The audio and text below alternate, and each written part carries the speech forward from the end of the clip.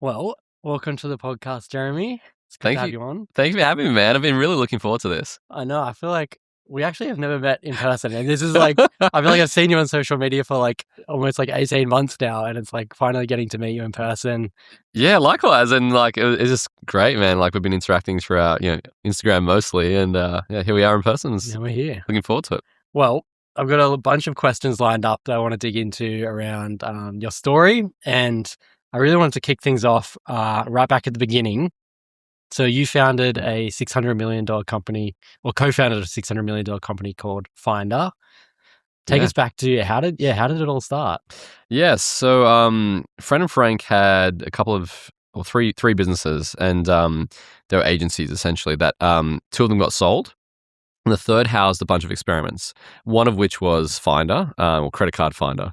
And so I came in, unpenalized the website in Google, and effectively got some equity in the business in that process, and built it out alongside the guys to, as you mentioned, pretty big valuation back in 2021.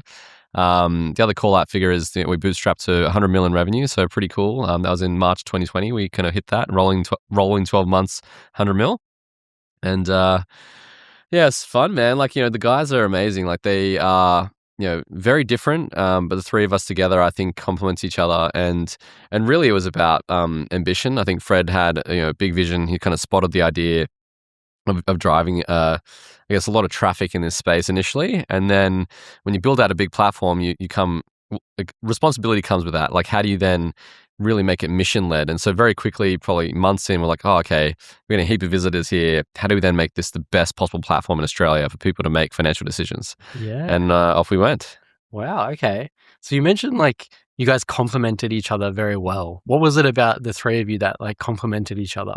Yeah. So I'd say Fred, probably the most well known of all of us, is very much an ideas person, very creative, but also technical, wicked smart. And, for me, he would always be looking ahead, trying to think, what next and what's the future going to look like. With Frank, he's, very methodical, just this person that's extremely reliable and able to kind of keep us on point and a good, drumbeat and cadence for the company. And I think with me, I was like a chameleon. I could kind of lean into both directionally, and then also be the glue at times, and figuring out how to bring ideas to life from what Fred was talking about, or also with Frank, how to ensure that we stayed on point and delivered on the plan. And yeah, I guess that's how we work together. Okay, wow. So I'm curious. You sound like you are a very good operator. You know how to operate things, and I'm curious, what were some of the things at the very start that you were doing in terms of strategies and tactics to, I guess, run an efficient business and operate something to grow? Yeah. So I'd say, as an operator, I was unusual in that I was very growth focused. I wasn't, sort of about efficiency over everything. I was like, let's get an effective strategy in place that works. And so in the beginning, I kind of break down something into, a problem into its pieces. It was like, okay, we want to rank well in Google. How's this work? There's content, there's this technical component, there's links. How can we be number one? And what does it take to exceed our competition? So you break down the variables, you figure out, okay, this is what a good piece of content looks like. How do you go and replicate that at scale consistently? Here's what a great link looks like. How do you go and replicate that at scale consistently? And you then start breaking down these units of work and building a system that can repeatedly produce that. And it's ideally one that self-improves over time, one that, really, with the people involved, can find better ways to do it, improve with technology.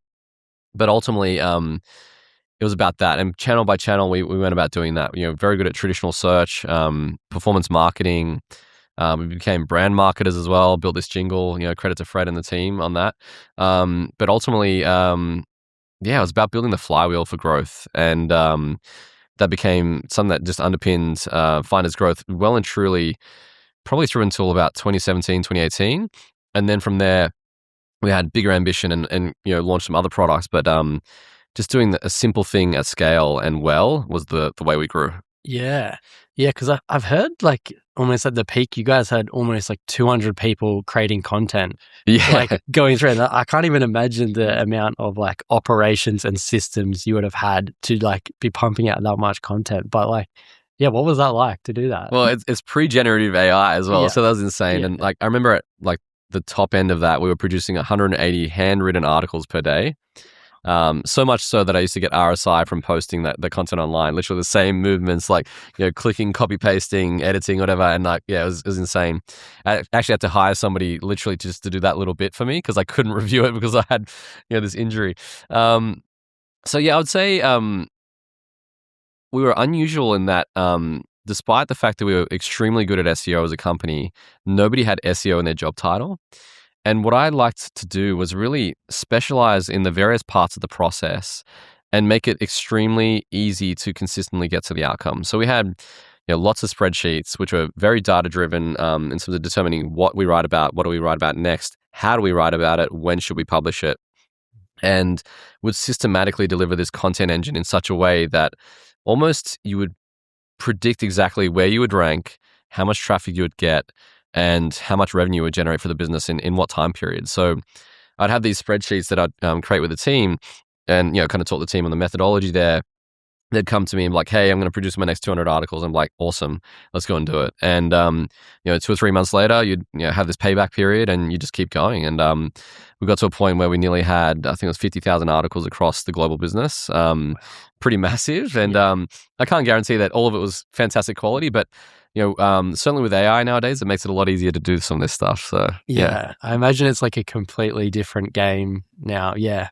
What are you seeing? I'm curious with like the switch from, I guess, kind of like, as you said, SEO to more like being found in like ChatGPT and Claude. What are you kind of seeing in those strategies that people are using? Yeah, so I'd say SEO is suddenly becoming cool again. It's just a different acronym. Okay, Traditional SEO underpins a lot of what's happening in these large language models in terms of the retrieval mechanism. When they're effectively producing a response in an answer engine, it goes to the live web. If you've got a query like, best electric cars in New South Wales for a family of 5 under $50,000, it goes through this process of query fan out. So it literally runs, 6 to 8 prompts or even more under the hood. And it goes and does this research. And off the back of that, it finds a whole bunch of websites, generates a level of consensus, brings back the answer into this one response. Yeah. And, in order to kind of produce those responses and do the research, is searching on search engines. OpenAI has not yet built a search index. It has a partnership with Bing. Obviously, Google AI Mode leverages Google. So these engines are really, the traditional search engines play a massive role in determining what shows up in an answer engine. So people are like still going hard into SEO because of that, are they? Well, I think they should. Okay, a lot of people are going, forget about SEO. It's no longer important. It's all about this new thing. But doing well in SEO sets up the foundations required to do well in GEO, generative engine optimization. A whole bunch of acronyms you could use out there, AEO, AO, whatever. But ultimately, AI search is a good collective.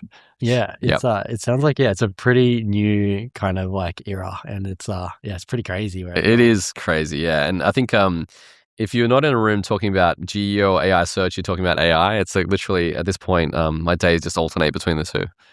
Yeah, I feel like I know reasonable about AI, but AI search is like a whole new thing that I like barely know anything about, and it's like a whole like deep web of just like it's crazy. Yeah, I mean we're all still learning as well, right? It's at this phase of experimentation, but playbooks are certainly emerging and things that you can repeatedly do.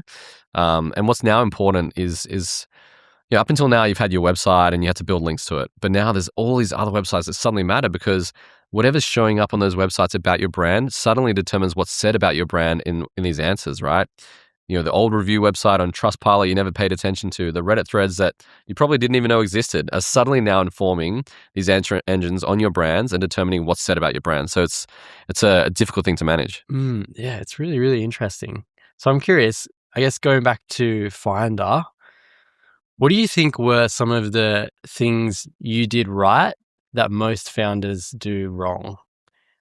I can't say if it was right or wrong because I think each founder is unique. But the things that served me, at least, and my leadership style was I was highly empathetic. For me, I always used to obsess on this idea of having the perfect overlap between what the crew member or employee wanted and what the company needed at any point in time. And I think that led to a lot of really satisfied and happy employees and ultimately the company hitting its goals.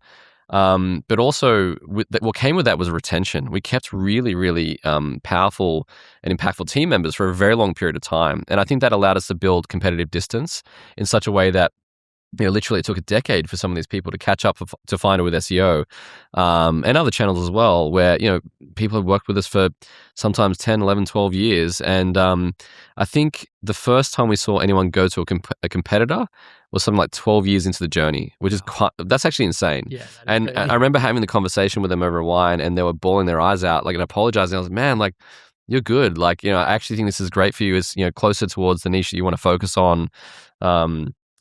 Yeah, so it was just a special, and it still is a very special business. Yeah. Yeah, because I heard on a podcast as well that you you mentioned like as well that like 12-year period where like no one left, but you also had like you didn't name people specifically like SEO specialist. Yeah. So that no one could like pinch and then steal the playbook of like Finder, which Yeah, is really clever. purposely stealth. Yeah. That's so clever. So I guess you've finished up at Finder, almost 18 months ago? Maybe not quite, is it? When are we? June? I think it's like about 9 months ago, Oh, no, thereabouts. no one's Yeah. It feels like longer. Yeah, wow, okay. What have you been working on since, and what are you excited about for the future? Yeah, so I kind of stumbled into some startup coaching and mentorship, as in, like, I just got really addicted to that whole process of 0 to 1 and kind of, helping these startups figure out product market fit, and most importantly, product channel fit. You can have product market fit, but if you don't know how to market and get distribution, you just won't get traction. So I spent a few months doing that, some coaching through StartMate and others as well. And then also had some interest in people wanting to work with me on AI application builds. So I was doing a bit of, kind of platform builds and that stuff, assistance and various tools. And just broadly some growth advisory. So I describe myself as a fractional co-founder right now, where if you've got a problem, I ran, various functions inside Finder: product, tech, growth, operations, international expansion, a lot, right? Yeah. And that allows me to talk across a lot of disciplines. And, if a company is trying to solve something, I really treat their capital as if it was my own. And how would I approach this problem if it was my problem to solve? It's kind of the level of empathy and mindset I take towards, the solutions that they need.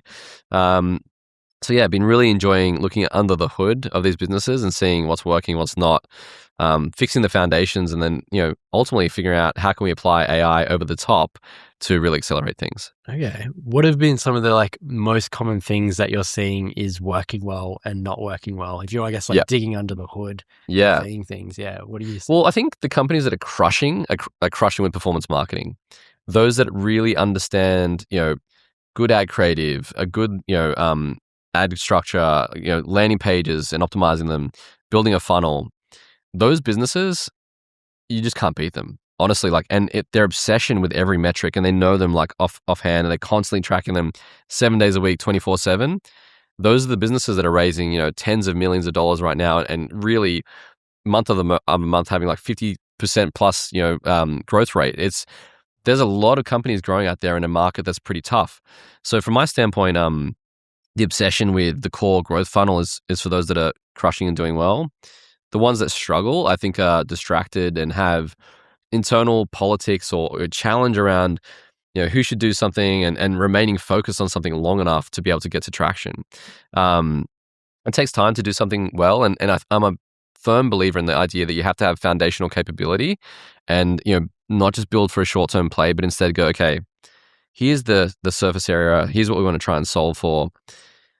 Let's go and build, firstly, see where we're at, look at the internal crew, bring in some specialists or an agency or whoever we need, and build a program of work that it ultimately leads to you having another part of the flywheel, another contributing factor toward your growth. And so it's hard to kind of keep focus and carve out the space inside an organization sometimes, but those that are doing it well are those that are extremely focused. Okay, yeah. So you mentioned like almost having like a foundation. What is your like, I guess, opinion on completely delegating out versus kind of like building, I guess, some level of knowledge internally in an organization before delegating out? Like if I was to like, I don't know, figure out Facebook ads, do you think as a company it's better to get someone internally and figure that out? Or do you think straight up delegate straight out? I think it hurts more when you're spending your own money. Okay. Isn't that, it's something actually, massive credit to Frank. He really built out that paid marketing function inside Finder. He's one of the co-founders as well, of Finder. And he would go into these absolute battles with, not only competitors, but big banks with unlimited budgets. And I think it was just this psychology and this kind of his approach, like he's just so persistent and he's going to win. Like he just doesn't stop. And so, yeah, I think there's something about a founder really being hands-on and figuring out the core growth channel. And if you look back and, say a company like Eucalyptus, Tim Doyle, the fact that Eucalyptus did so well, I think is that, Tim and Charlie, they were ex-Koala. And so they had this creative ad engine where they could, build like 40 to 50 variants for an ad very easily. And I think that gave them a massive edge as a company, attacking a space where it was just so hard to compete with them because their ads just outperformed. So, I'm a firm believer in the founder needing to understand the channel. Obviously, I don't think Tim at the end of kind of his journey there was like driving every single ad, hiring people and kind of teaching your method, but then also bringing in others that can challenge it and improve on it. At Finder, I remember we brought in a head of marketing, Jen Snell, who was phenomenal. Like she ran our marketing probably for about 6-7 years, I would say, but built us into just this highly predictable growth engine. And I think combined with, a great client services team that, had strong partnerships to underpin the traffic and effectively help us monetize better, it led to enormous amounts of growth for us. Finder did bring in agencies at times, but we were more the sort of business that would bring in specialist contractors to try and solve for a particular piece. And yeah, though I think it just, even if you are delegating, you've got to stay close. And I can see both models working. There's no right or wrong. It just comes down to really the founder caring a lot about the core metrics of the business. Okay, right. So it's got to be a lot of care in if you do delegate. Yeah, that makes sense. 100%.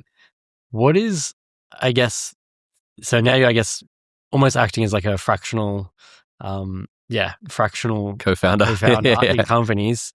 What are you, I guess, seeing with AI that companies are doing well? Yeah. And what are they doing wrong with AI? Yeah, I'd say the companies that do well have champions inside their business that are adopting AI, and not just AI is such a broad term, right? Yeah. People like use ChatGPT and like, yeah, I use AI. I'm like, it's every day. I'm like, yes, you do technically. But what I'm talking about is the people that are coding, the people that are building workflows, the people that are changing forever the way they did something to doing it a new way with AI augmentation, or completely replacing the process with a totally agentic flow. And I think there's these quotes that go around. It's like, 95% of AI stuff doesn't work and whatever. And people kind of hang off these surveys, which sometimes are like a couple of years old, right? Mm-hmm. The MIT study from whatever. What I'm seeing is there's plenty of AI being used day to day inside companies, and it is working, and it's working across all functions. Yeah. So I do think that there's certainly a need for a human in the loop. But growth functions using AI for B2B growth work. It's out there and working, like qualifying people on LinkedIn, producing messages, post-processing the information in a CRM and figuring out, who should we follow up and so on. Like there's layers where enrichment of using AI is really, really powerful. And look, a lot of this stuff existed pre-Gen AI. It's more the fact that you can now, an individual doesn't have to wait for time with an engineering department to get something done. They've got Claude code sitting there on the computer, and they can start building out these automations and workflows and skills that make it entirely possible and easy to do. The companies that aren't performing well in AI, in my perspective, I think it's when there's a lack of clarity on who should be leading, or multiple people internally trying to lead the same thing, the wrong people trying to lead that initiative. The way I always say is the enemy of AI adoption is the org chart. It's, really, the enemy of AI is the org chart. Yeah, the org chart gets in the way of AI adoption. Engineering thinks they should be the one doing it. IT doesn't want to give you access and permission for security reasons. Finance doesn't want to approve it, and the employee struggles to build a business case that anybody will listen to. And so you end up having this shadow AI where people are buying their own Claude accounts and whatever, and they've got haven't even turned off the training data. It's kind of wild, but literally. And by the way, I am pro shadow AI. Like if your organization is not approving your AI usage, like you can blame me, but like literally go and buy it and just start using, prove out the value, and it might actually bring their attention to to accelerating that investment. But yeah, the companies that struggle, man, like their org charts just get in the way. Okay. Are Yeah. you seeing the biggest blocker as kind of leadership not wanting to adopt it, or are you seeing it as more like employees not wanting to adopt it? Or There's certainly some people inside an organization that don't want to adopt it, don't think it's a thing. Like honestly, still today, which is crazy. I was at a talk last night, a whole bunch of people on stage, like more HR background, saying, "Yeah, like it's just here to augment us. Like no one's going to lose their jobs and whatever." I'm not saying AI is going to lead to job loss necessarily, but I think it was quite a naive perspective. My view is that actually there's an enormous amount of evolution required for companies right now, and it's not about just going, "Okay, cool. It's really helpful to me right now. We're using AI." That's assuming that we're a human in the loop. What if when AI gets to the point of not having a human in the loop and it gets extremely good at doing the task without a human dependency? I think humans are throttling AI right now. We're actually slowing down what AI can actually do. It's capable of much more. The fact that we have to sit there and keep prompting it and agreeing and whatever is the issue, the more it gets unleashed, I think it can do far more than it's actually allowed to today. And I think part of the issue there is that a lot of organizations have rules and systems and ways of doing things up until now that they're trying to get AI to replicate the way they've done it. If AI starts from scratch and didn't have a rule book and literally was given a goal, I think it can do much more for organizations and certainly brand new organizations and do things in a different way. I'm not saying it's going to do it perfectly, but from my standpoint, it's able to achieve much more than we're giving it credit to, or at least able to harness today. okay, yeah, no way. If you were to start a business right now from scratch and you could only use 3 tools, I'm curious what would be the 3 tools that you would use? Ooh, okay. I mean, obviously, you need to have some level of coding agent, like choose your weapon, like a Claude Code or a Codex or both. I think that context is critical. So some sort of data mining.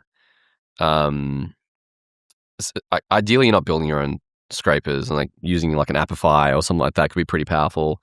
So you got this data source. Proprietary data would be even better. Like you're paying for data and you're able to leverage it in a way where it's not public. I think that's like semi-defensible for a period of time. And then you've got to think about how do you get customers and distribution. I would say content is critical. And so therefore, how do you go about producing great content? I think that most people ask AI to generate the content for them and they don't give it unique insight or kind of anything. So I'd argue some sort of transcriber is probably the most important thing you can invest into, because I think the unique things that are in your brain, your own lived experience, that real world grounding, is what allows you to build differentiation in content. And stories, extracting stories from things that you've lived and achieved, is where I believe feeding that over the top of that system, I think that's probably the three pieces. Interesting. Okay. What do you mean by extracting stories? That you think extracting stories is the most important part about content? Well, I mean, if we all went to ChatGPT and said, write an article about this, or I want to do a reel about AI, everyone is pretty much going to get a pretty similar response. And I think there's a heap of AI slop out there. We're pretty much just doing the same thing over and over again. But if you talk about a lived experience that only you experienced, that's something that only you can talk about. And that's true and authentic. And I think that's what AI really values. Also AI. So the algorithms value uniqueness. They value something that isn't just a generic thing that's out there, right? So if you can bring story is a vehicle for being able to communicate an idea and having people be drawn into it. And I feel like that story extraction process is about lived experiences, moments like this where you're asking me like, how's it, in the beginning of Finder and so on, right? And hopefully each time I try and answer it a different way. But yeah, I think that's what it's about. And I think that stories build connection, and through connection you can have distribution where people are following you and want to follow your journey, and maybe that's how they want to eventually buy your product or service. So I see. So it's like it brings the unique connection to go beyond just the, I guess, tactical strategies and tactics, but actually make it stick. Yeah, I think so. Like, people, my belief at least is like what you see on your feed is, maybe a representation of who you want to be, who you want to kind of learn from, who you find interesting. And so over time, you're building these like micro relationships with your followers. And I think that you ultimately are influencing their decisions. And, even if it's not that they buy your product or service or, do anything that you've said, you somehow have trained them or kind of influenced their thinking on a topic. And so I'd say distribution through using stories as a vehicle to get to that outcome is probably one of the most powerful things that people can do. Okay, yeah, interesting. Because I guess you've gone pretty hard into content over the last kind of 9 months, 12 months, and probably specifically the last 3 months. I was going to say the last 3 is going to be I'm pretty nuts there. Yeah, what brought that about, and how did that all start? Yeah, so I'm algorithm obsessed, right? We've been talking about Google, been talking about ChatGPT and large language models and how to rank in those answer engines, but for me, I had this idea in my mind of building a new flywheel that would work going into 2026 and beyond. This is kind of mid last year. I had this thought, and I started thinking about my personal brand. First and foremost, I pretty much had a private Instagram account with like 300 followers or something. It's a followers connection. I don't even know what it's called on Instagram. That's the level, right? I'm pretty new to the game. And I was building to this crescendo moment where I was, running a marathon, and I was really doing that for the resilience that, kind of comes with like grinding out 40 odd Ks. I'm doing it again, by the way. I don't know how. Oh, you actually know it? Yeah. So it's in like 9 weeks or so. So started with documenting that, and then it really was about sharing my story and my contribution to Finder. And so I've, gone on a bunch of podcasts and I've done that. And then I built a LinkedIn habit of daily posting, and the way I went about doing that was studying the outliers. For me, it's like in an algorithm, it rewards those that get above the noise. And so what I did was I scraped 1,000 LinkedIn posts, and I was like, what's working, what's not, and I identified the formats of what was working and what was not, and started using them as inspiration to go and post. And suddenly, it started performing really well. And from that, you could also see what images are included or not, and is it a carousel, a PDF, or a video? And you started to, I guess, just built this playbook around LinkedIn posting. So that worked well. I actually haven't been posting as much on LinkedIn, not on purpose. I just think I moved to the Instagram algo. And with Instagram, I've definitely got to give credit to Braith from X Vicarious, who edits my content and helps on that side of things, ideation and so on. But for me, it was the same process. I scraped 492 reels. I transcribed them all, identified the formats and templates across of it. And there was about 5 that I felt were the ones that did well. AI tool roundups, founder story, how-tos. Can't remember the other 2 off the cuff. But from that, was able to see, okay, this is how it works, this formula. Like the first 0 to 2 seconds, you've got this hook, and then you've got the second hook, and then you have to kind of do all these things. And also started studying like, some great creators, people like Dan Martell, and others that have massive audience growth. And it's like, okay, what have they done over a short period of time to change things? And so built the rhythm. I filmed for 2 hours a week. And literally the output is fairly easy for me to kind of work with. I should be posting once a day. I often build up the videos, but like, it's funny, like say, we were just talking before, there was a release in AI called Claude Tag. Like I need to film a video about that this weekend, but then I'm filming in advance of using it because I'm like, okay, now I need to go and upskill, make sure I've nailed it, because I'm going to create a guide on this thing. So sometimes the video will sit there for a month because I haven't had time to actually go and learn the thing. So that's why I've got this banked up content. But yeah, I'd certainly treat the upskilling process very seriously. I'm sleeping better now, as in like I have no trouble getting to sleep. That's not my issue. Okay. I was going to bed at like 1 a.m., 2 a.m. for probably about 7 or 8 months straight, just going nuts, like applying things, learning things, looking for the edge and the alpha. Wow.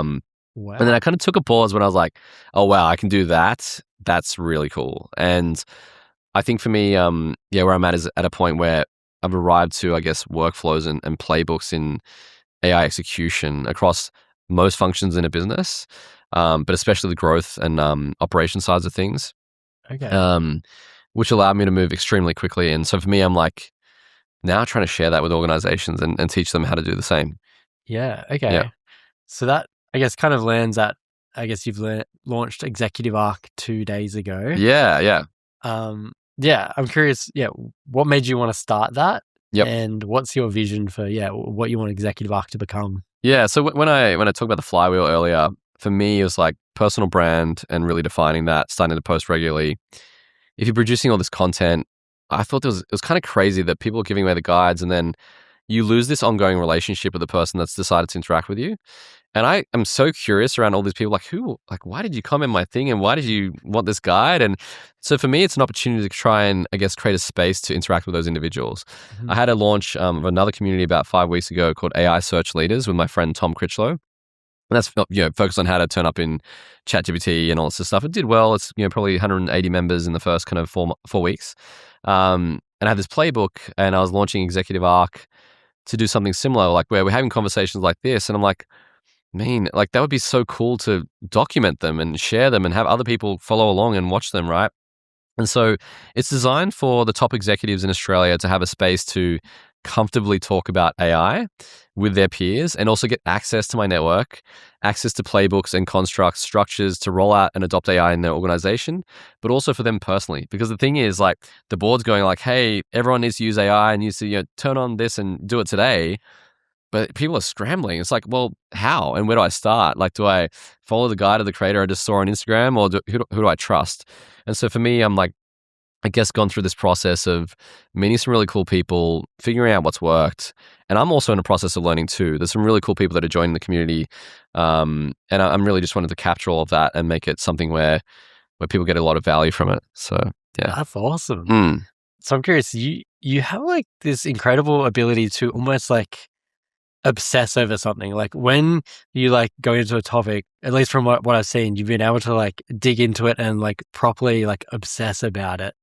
So like I think I saw it like on Instagram with like the health stuff. You got like really into health for a while. Yeah. And like you obviously in the past were like really obsessed with SEO and then content and learning AI.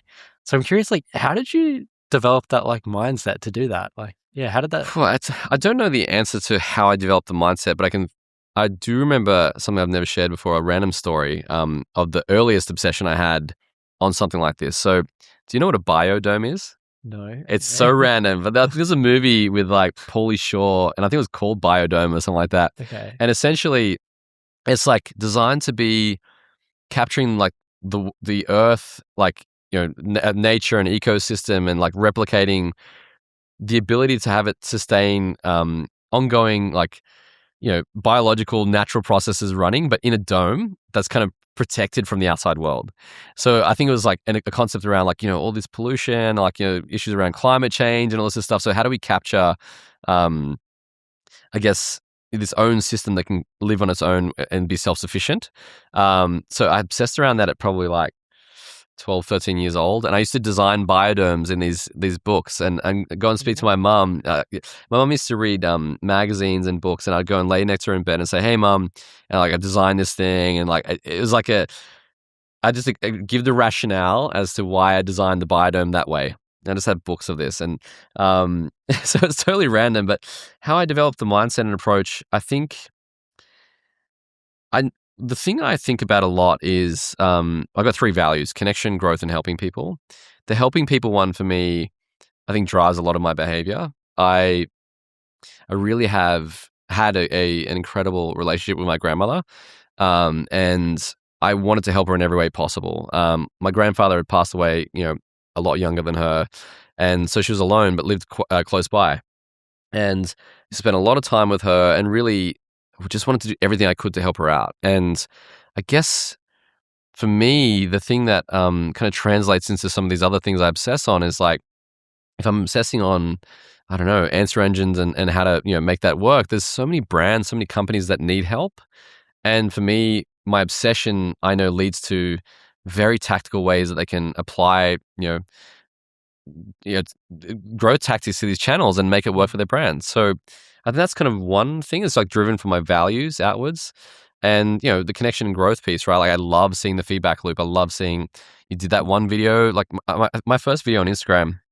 I had 800 followers, and using this outlier analysis tool that I built, it predicted that my first video would get to somewhere between 150,000 and 500,000 views or something. Okay, wow. And I think it got 370,000 views, and I got 3,000 followers from the first video, which is incredible. That's insane. And again, really, Braith and the team did an amazing job with that.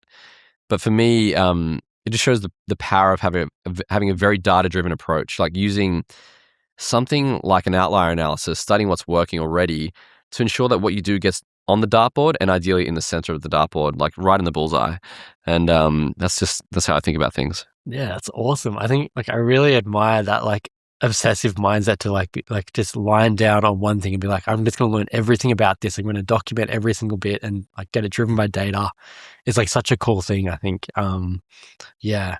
Another thing I wanted to ask about with your, I guess, mindset is so I noticed you have this awesome ability to, people will say no to you and you're like, no, I'm going to find a way. I noticed on your shirt, it says impossible, but it's crossed out. Yeah. It's crossed out. But yeah, I think, so in my research, I found you did a 10-day fast with no doctor. Oh yeah, that was crazy. You ran a marathon with it. People said you shouldn't. So you've developed this, incredible mindset to just say hey, people have said I shouldn't do this, or people said it can't be done, but I'm going to do it anyway. So where did that come from, and how did you develop that as well? I don't know exactly, and I would love to, if anyone's out there and they can help me figure out the answer to this stuff, reach out on LinkedIn or whatever. I'll pay for your time to help me deconstruct and figure out my own brain. But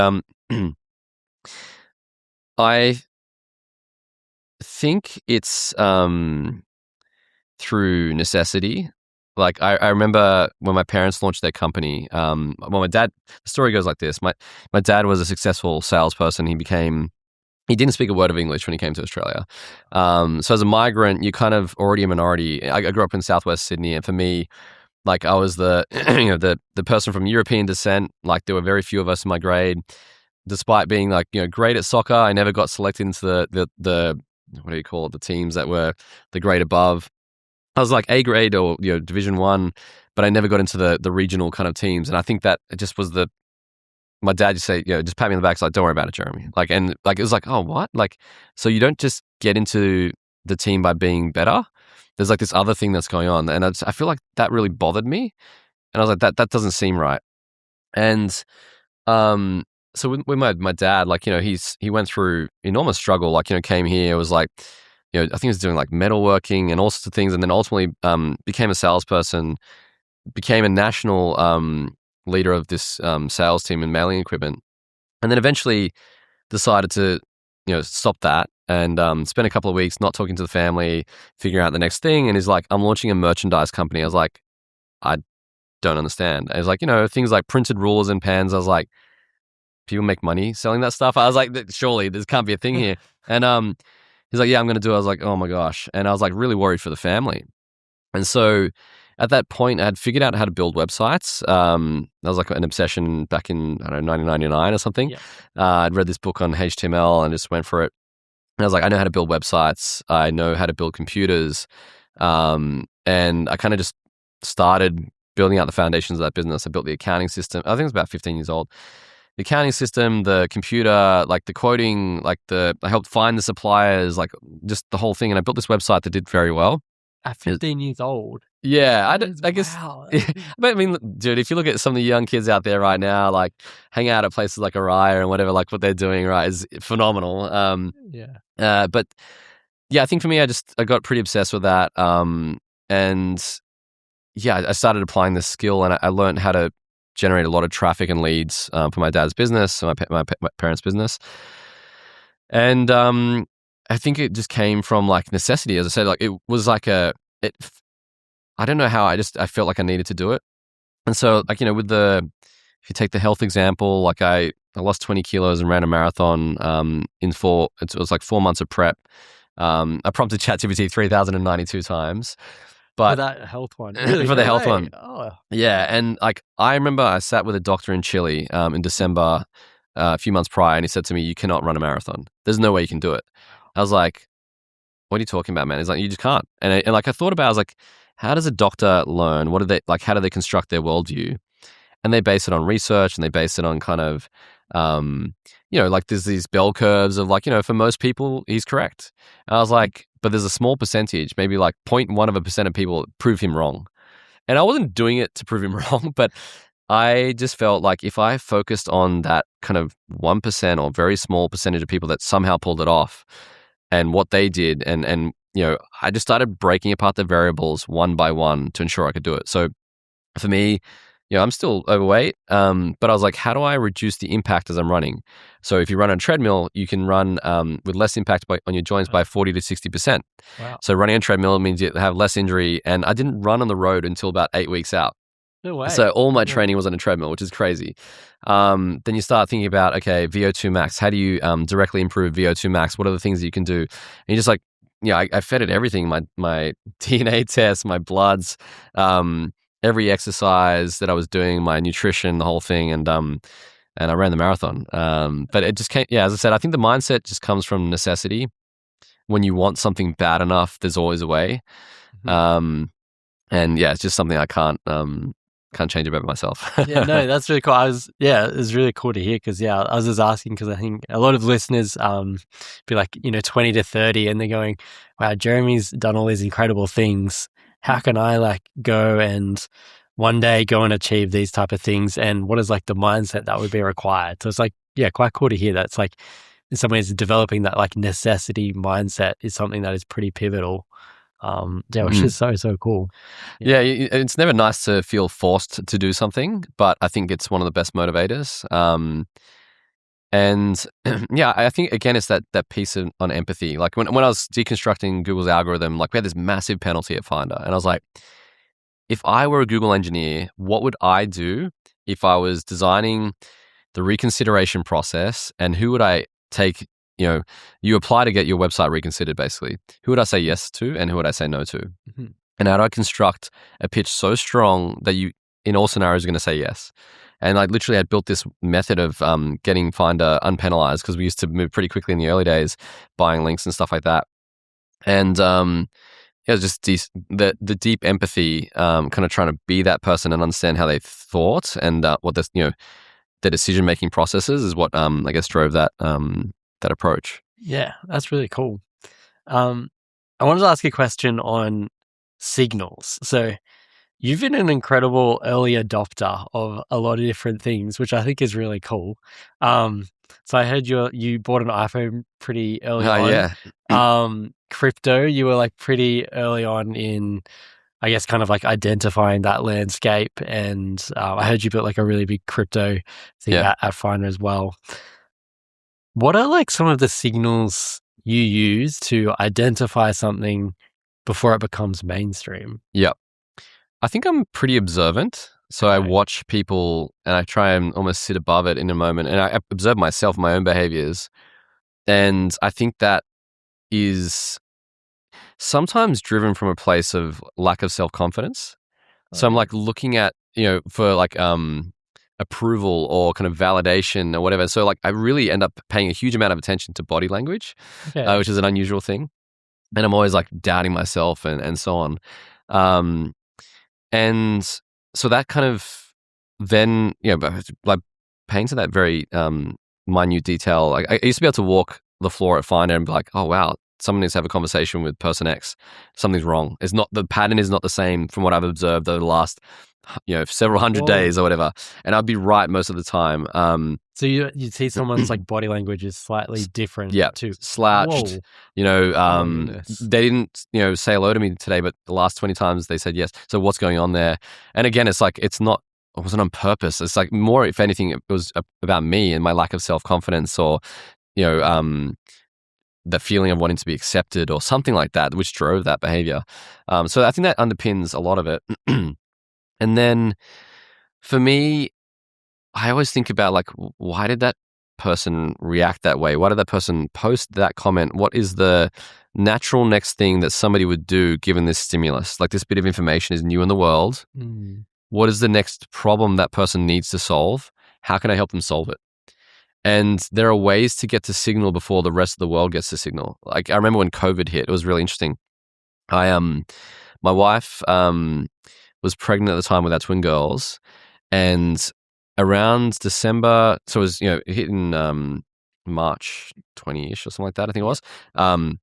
December the year prior, we had built out these pages on Finder around face masks for smoke inhalation. So basically to stop remember the bushfires? Insane, right? Yeah. Like Sydney was like, we'd wake up and I was freaking out. My wife was pregnant. Like my room would be full of smoke. And I was like, whoa, this is bad. So we ended up flying to Queenstown for a couple of weeks to let the bushfires kind of pass. And anyway, we had this page live on the website. And then on my birthday, January 31 or thereabouts, January 30th, I remember it was like I was on Twitter and they had this kind of release of the news around COVID, and they were like, it's more viral than a viral tweet. And I was like, wait a second, I'm reading a viral tweet. I was like, this is going to spread like wildfire. It's going to go insane, right? And so I was like, okay, we need to pay attention. I started paying attention every day to the COVID cases. And I remember flying to New York and I was so prepared for that, like, in so many crazy ways. But I was buying like hand sanitizer and all this stuff. And like, I just started researching like crazy. I got obsessed with COVID basically. Okay. And then, there was something that happened where this web page on the face mask from December the year prior, the smoke inhalation stuff started getting traffic. I was like, there's no bushfires right now. Why are people buying these masks? I was like, oh, they're buying the masks to work because they don't want to have spread of bacteria and like, this virus. And I was like, shit. And we pivoted the page and then suddenly it just went nuts. I was like, well, if that's true, what other things would people be buying right now to try and, I guess, avoid the spread of the virus? And so if you go to a traditional search tool and see what people are searching for each month, it's based on averages, and that's not useful. So how can you see signal around what's trending like right now? So I went to Google Trends, you see, some things up, with an uptick, but even Google Trends, the data needs to be significant enough in volume to hit a trend chart. So like, how do I get to the actual source? And so I remember Italy was one of the first places that faced a lockdown with COVID. And so I scraped Amazon data on sales of what was being sold in Amazon in Italy to understand what people were buying. And then I was like, that's what people need right now in Australia. And so that's how we built up this, shopping essentials section on Finder, which did very well. And I remember there was a news story that hit, and it was like around 4 p.m. at the office at Finder. And I was like, in LA, they had sold out all the toilet paper was flying off the shelves. I was like, no way. Like, this is like full doomsday prepping stuff at this point. I was like, I'm pretty sure they're buying it because they worried that they'd be able to go to supermarkets. And so people were just hoarding things. So I put a page on where to buy toilet paper online on Finder. And it was getting like 50 to 100,000 visits a day. It was insane. But it just came from like, I guess that place of like observing human behavior, figuring out what the next most logical thing they might do would be, and how do you help them solve that problem. And the same was true of COVID or Pokemon Go, all these random things that we kind of jumped. Netflix when it launched in Australia, it was just observing a trend, figuring out the next problem people wanted to solve, and being the solution to them in those moments in time.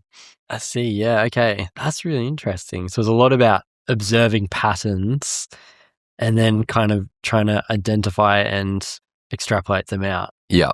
Yeah. What are, I guess, some of the signals you're, I guess, seeing at the moment? Are there any kind of signals you're seeing at the moment or you're excited about into the future? Or? Well, I mean, everyone's talking about AI, right? Yeah. I think the concern there is this one, aggregate term like that refers to everything. And I think what I think about is like, okay, what comes next? What do people start talking about next in AI? It can't just, you can't keep loosely describing AI the way we do. Yes. And so given that, like, what are the problems that companies need to solve next? And how do you start constructing solutions to those problems now? And, so for me, I'd say, there's so many sub niches of AI that need exploration and education and problems to be solved and infrastructure built. And I think that's interesting. Also with, back to answer engines, like, if you're trying to figure out how to, rank or turn up in ChatGPT or Gemini, there's things that we're treating it in the old way. We think that that's the way to win. But I'm like, okay, where does this go? If you combine the two together, turning up in an answer engine is actually the prerequisite for an agent to be able to go and complete the task on behalf of somebody. And that's where it's going to go.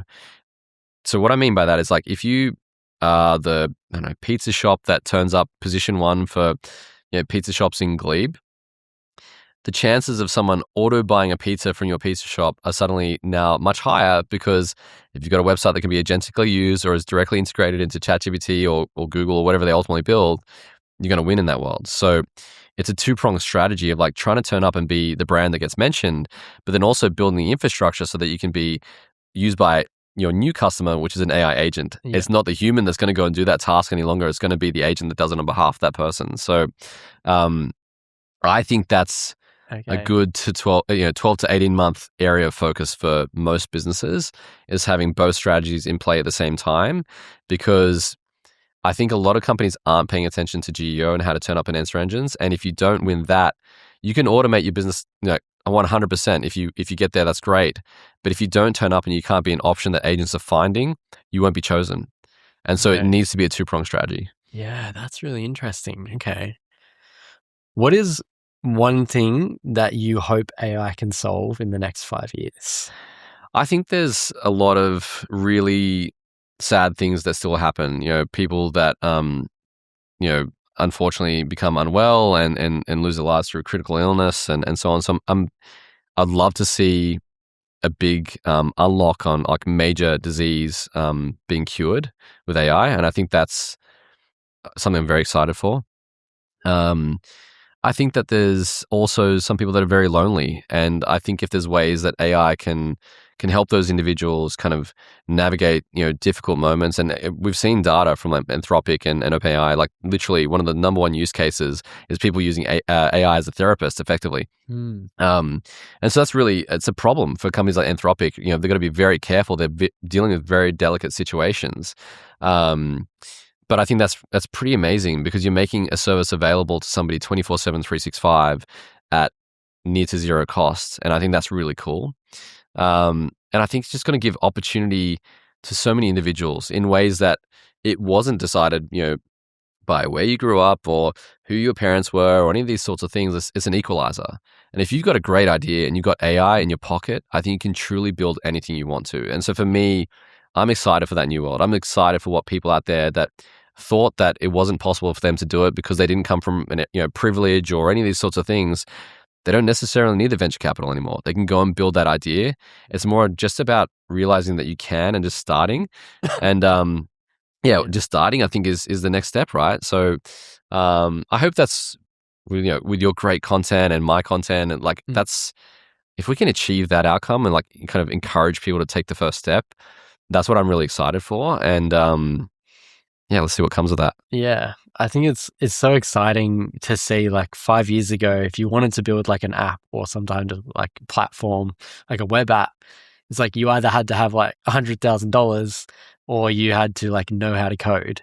Yeah. And I think it's so like awesome to see that now it's like you can get an MVP up and running like with Replit or Lovable or like Anti-Gravity or any of those type of things. And I think it's like so cool that it's like anyone can now, like with a couple $100, get something off the ground, whereas like previously they couldn't. So it's like, yeah, totally. it's like so exciting. And there's all these like micro problems with no incentive to go and solve them, because it would take too long, take too much money, too much expertise, where you wouldn't go and hire an engineering team to go and solve that problem. But now these micro problems can actually be solved by people that are, I guess, passionate about it and can create something that always needed to exist and suddenly can. And I think that's really cool. Yeah, it's just so cool. Because there's like those specific people who are experts in one topic. Yeah. Like I've got a friend who's like she's a nurse, and she was like telling me about like a specific problem. I was like, I would have no clue that problem existed. Yeah. But you know that, and so like you're like almost the best person to solve that problem. Legit. Yeah. So it's like, super cool, that stuff. Yeah, it's cool. What is advice that you hear all the time, but you disagree with? I think the interesting one right now is around focus. Okay. Because everyone's like, oh, you should just do one thing at a time.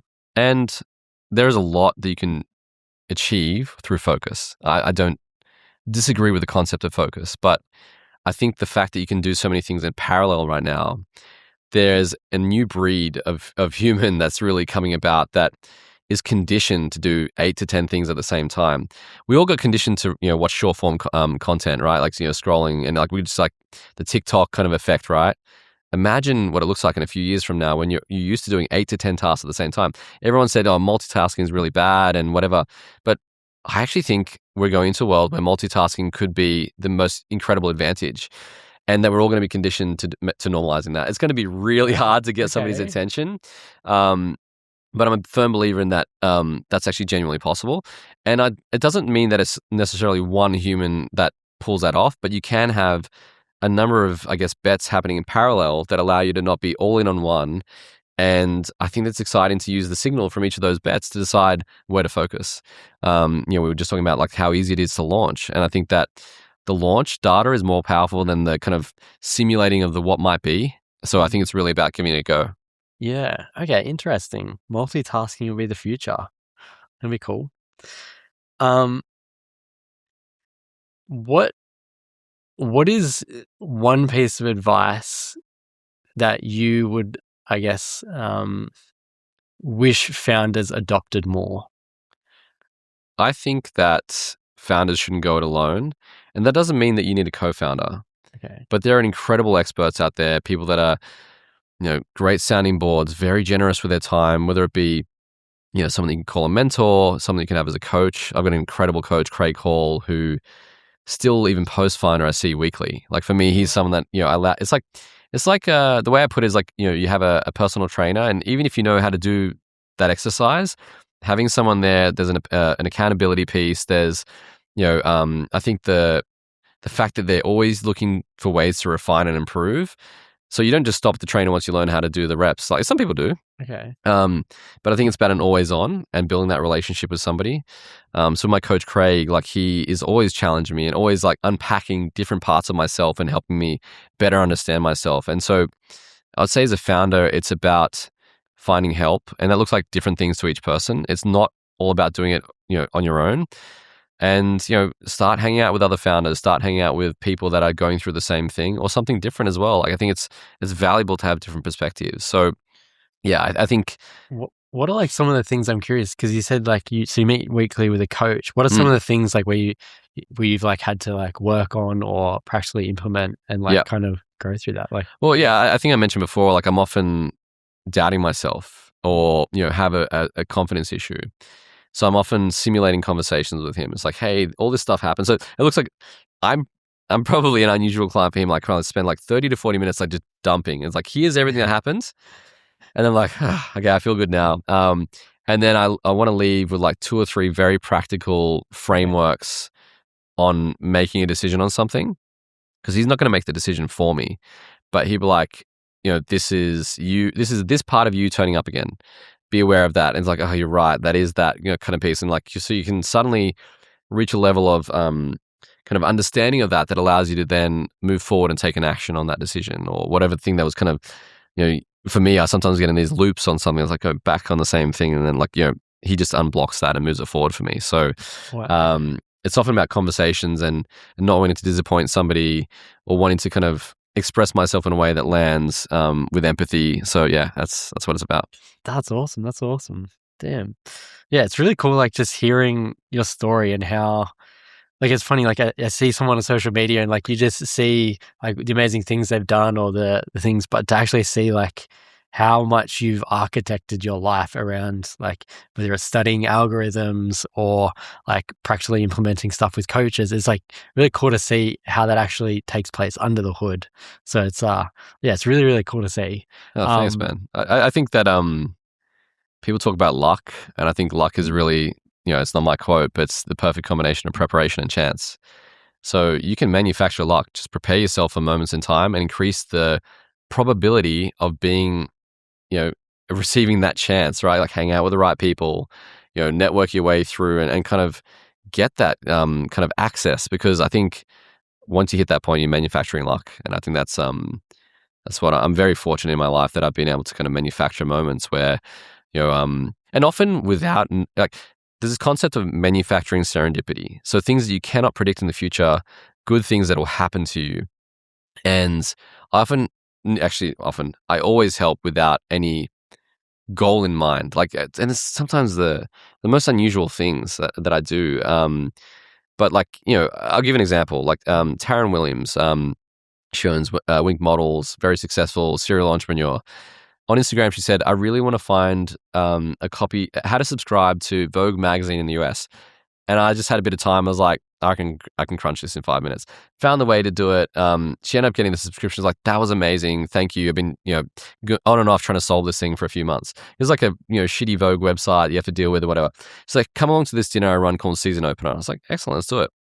Go along. At the dinner, Tim Doyle from Eucalyptus was presenting. He was sat across from me. Taryn was there. And to my left was Hugh Griffiths from Airwallex, who heads up enterprise sales. Anyway, great night. Had this dinner. I didn't actually meet Hugh till about 15 minutes before the end of the dinner. He's like, man, I've got to go. And I was like, he's like, that's cool. And I've got to go to this concert. I was like, oh, all right. And he's like, I was like, which concert? He's like, you wouldn't know the band. I was like, no, dude, like, test me. And he's like, oh, it's Less Than Jake. And I was like, dude, that was one of my favorite bands, if not my most favorite band growing up when I was like 15, 16 years old. And he's like, man, there's still tickets, let's go. So we go to this concert together, become really great mates. And it kind of kicked off this whole thing for me where I just connected with my child self almost. And it was like, wow, that really gave me so much energy. And a whole bunch of really great things came off the back of that, random moment in time. But it all started with helping Taryn finding the Vogue subscription. So for me, I think I'm a big believer in manufacturing serendipity. Rand Fishkin from Moz, kind of made me aware of that concept. But yeah, that's manufacturing serendipity. Wow, I've never heard that before. That's actually really cool. Yeah, Rand's got a great blog post on it. You can check it out. I'll check that out. Awesome. Well, I want to work towards finishing up because you like unpacked an incredible story, and like it's so cool to see like all the lessons from your life and how that's all like come together in your story. So it's really cool to see. And to finish up, have a I guess rapid fire round. Let's do it. Have a bit of fun. So feel free to answer in one sentence, couple sentences, however long you'd like. But however long you'd like to answer them. So the first one is, if you could have dinner with any three people, dead or alive, from any time in history, who would you have dinner with? My grandmother. I was really so close to her, and I would love to talk to her and kind of share about my life, ask her more questions about her life. I think that would be amazing. If I could, introduce my wife and my kids to her, I would do anything for that. I think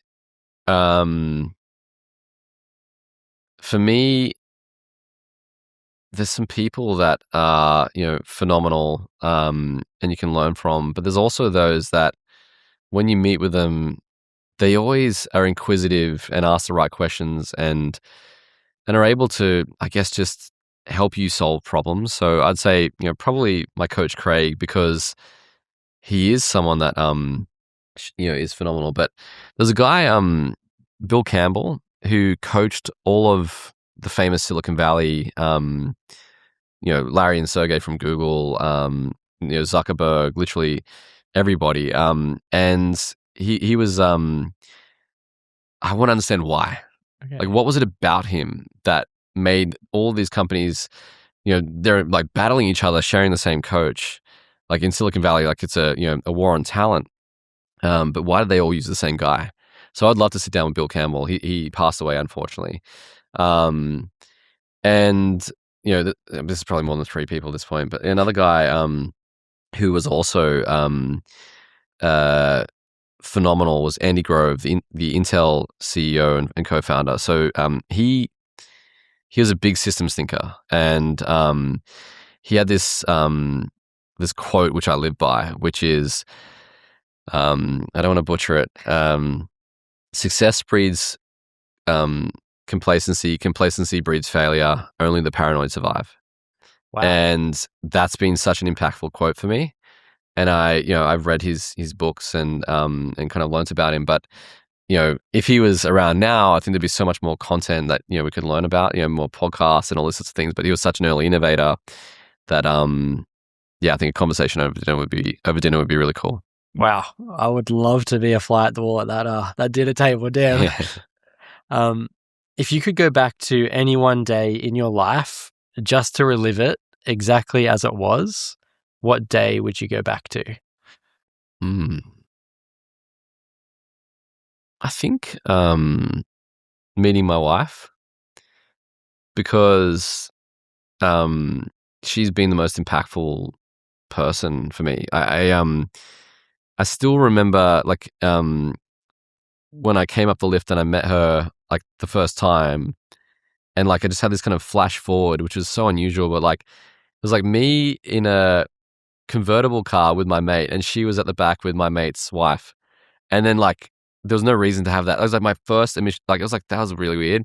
Wow. And I didn't really hang out with her for like I kind of just caught up with her that one moment, and then 2 months later we actually started seeing each other more often. But that was an unusual thing. Like, and I just like to relive those kind of early, the early connection we had, and just yeah. And always be able to tell them like, you'll never believe this, but we get married. We have twin girls. We do all this cool shit together. I became obsessed with her as I was another obsession. But I remember like when I realized I was into her and wanted to date her, we went out salsa dancing, and I couldn't dance. Like I dance in general, let alone salsa. Went out, I was like, nah, this can't do this thing. And then I went overseas for about a month, and I went to all the cities around the world, and I learned salsa dancing in Spanish. So I went to LA, San Francisco, Seattle, New York, Toronto. And I came back to Sydney, and in LA, they said, you know what? The world champion for salsa dancing, he's an Australian. And I was like, what? And so I came back to Sydney. I did these lessons with the world champion, just so I could dance socially with her, like doing salsa.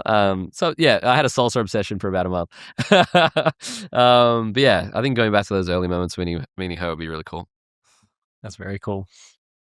If you could know the truth to any one thing, what one thing would you want to know the truth to? Oh, it's so interesting because I talked about, the fact that I'm always curious about what are people thinking, what's going on in their mind. I don't know if it'd be a good thing or a bad thing, but I would love to hear the internal like monologue or dialogue or what's going on in somebody's brain. And like, are they agreeing with what I'm saying? Like, and it'd be cool to have that that ability. But yeah, maybe I'm going to hear things I don't want to hear as well. But I think I'd love that. Yeah, okay. It's almost like telepathy or something. Like, like read people's minds. Exactly. That's a very cool answer. In 200 years' time, a school student is told he needs to write an essay on someone. He's given your name. He goes to Wikipedia to investigate who Jeremy was. What do you hope the first line says on Wikipedia? Whoa.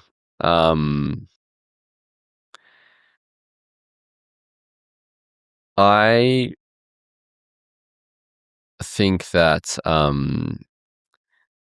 the way to describe myself is I personally sacrifice a lot for others, and I hope that sacrifice led to a lot of good things for people because I really care for so many people in my life, and I am willing to go to lengths that most wouldn't to see them happy and achieve, having what they need and want. So yeah, I think it'd be something along those lines. And the final question, if everything about you was erased from the internet and all you had was the next 60 seconds, what's the most useful thought that you would leave to the world? I think that you need to realize that anything you want to do is possible. It's just about breaking down the steps to get there, figuring out what is required, and methodically working out that particular thing one day by day, task by task, minute by minute, and you will get to the outcome you want. That's awesome. Wow. I'm going to clip that one up later. That's awesome. Thanks so much for coming on the podcast, Jeremy. It's been an absolute pleasure, and it's been awesome to finally meet you in person. I guess to finish up, is there anywhere in particular you'd love people to go to visit you? Is it either your LinkedIn, your Instagram, Executive Arc, or I mean, anywhere you like. But LinkedIn, I connect with most people. You can DM me there.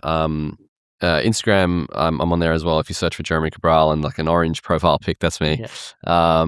But yeah, reach out. I'm more available than people realize. Like I love having conversations with people. Yeah.